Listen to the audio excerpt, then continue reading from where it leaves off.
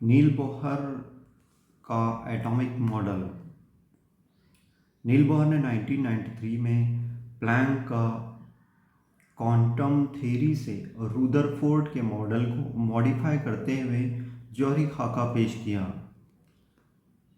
Bohr का atomic model atom की stability और हाइड्रोजन एटम के स्पेक्ट्रम के अखराज की वजाहत पेश करता है, जिसे हम दर्ज झैल में बयान करेंगे।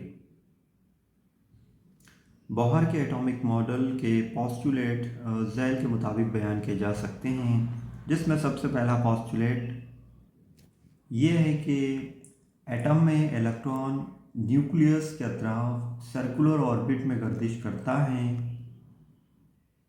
इस पहले बोहर के एटॉमिक मॉडल के पोस्टुलेट के मुताबिक हम बयान कर सकते हैं कि ये एटम में इलेक्ट्रॉन न्यूक्लियस के अतराफ किस तरीके से सर्कुलर ऑर्बिट करता है कि कौन सी वो क़ुव्वतें होती हैं जो इलेक्ट्रॉन को न्यूक्लियस से जोड़े रखती है। जहाँ पर गर्दिश करने के लिए जो ज़रूरी सेंट्रीपिटल फोर्स होता है वो पॉजिटिव न्यूक्लियस और नेगेटिव इलेक्ट्रॉन के दरमियान हासिल होने वाली इलेक्ट्रोस्टैटिक फोर्स ऑफ अट्रैक्शन से प्रोवाइड की जा सकती है या प्रोवाइड की जाती है।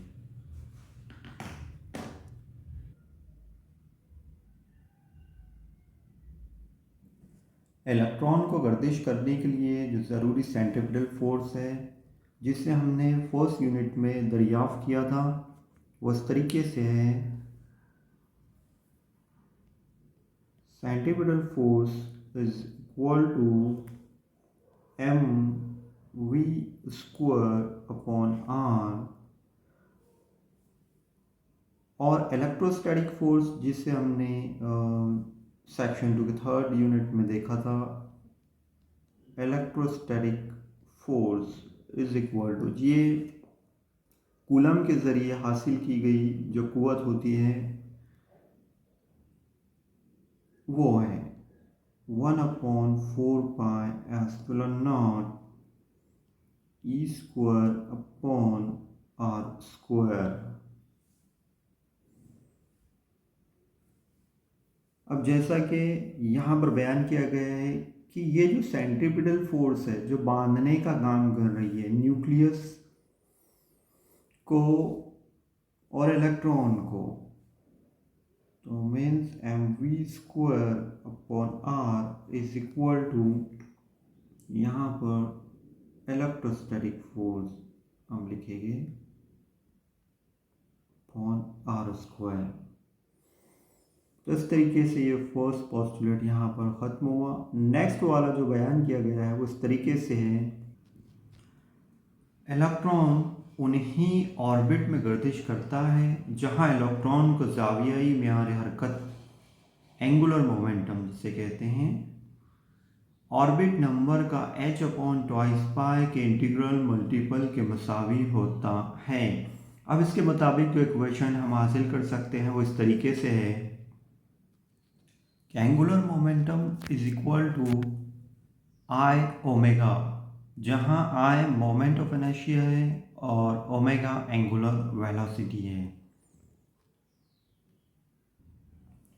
We know that I is equal to moment of inertia, so I is equal to हम लिख सकते हैं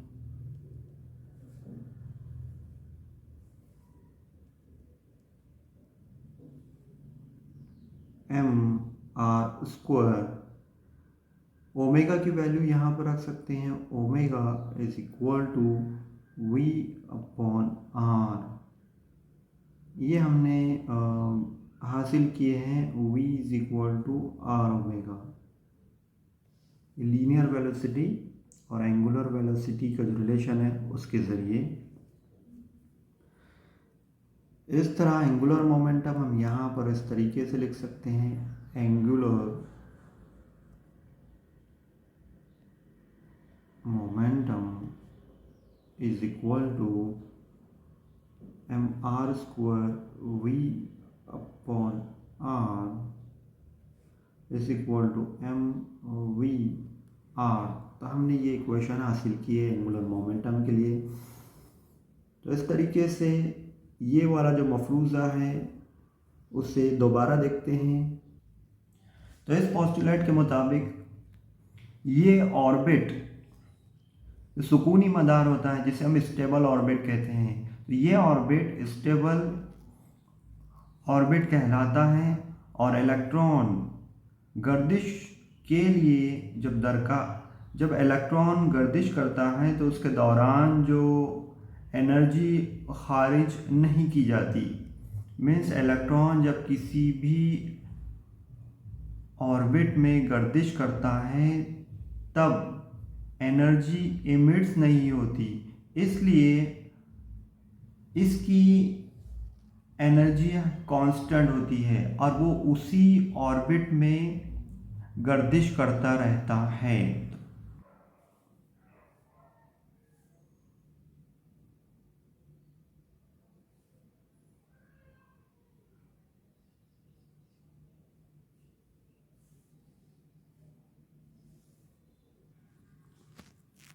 तीसरा पोस्टुलेट इस तरीके से है, एटम से एनर्जी उसी वक्त रिलीज होती है जब इलेक्ट्रॉन हायर एनर्जी वाले ऑर्बिट से लोअर एनर्जी वाले ऑर्बिट में जाता है। और ये फोटोनिक एनर्जी मीन्स जो एनर्जी हासिल हो रही है जो फोटोन के ज़रिए, ये दोनों ऑर्बिटल के एनर्जी का डिफरेंस होता है, जिसे इक्वेशन के तौर पर हम इस तरीके से ले सकते हैं, emitted energy is equal to higher energy orbital के लिए डिफरेंस लिए हमने उसका लोअर एनर्जी, ये लोअर वाला जो ऑर्बिट है उसके लिए है। यहाँ पर हमने लिखे हैं energy is equal to H nu. ये हमने प्लांक के मुताबिक लिखे हैं कि प्लांक ने कहा था कि E is equal to H nu, जहाँ पर E एनर्जी है, एच प्लांक का कांस्टेंट है और न्यू ये फ्रेक्वेंसी है, जो भी रेडिएशन हो रहा है उसकी फ्रेक्वेंसी यहाँ पर हासिल हो रही है। तीसरे पोस्टुलेट में ये ध्यान रखना ज़रूरी है कि जब कोई एटम स्टेबल स्टेट में होता है, मीन्स उसका जो इलेक्ट्रॉन्स होता है और उसके ज़रिए एनर्जी इमिट्स नहीं करता क्योंकि वह स्टेबल स्टेट में होता है। तो इस तरीके से नील बोहर के तीनों भी जो पोस्टुलेट्स हैं वो यहाँ पर हमने बयान किए।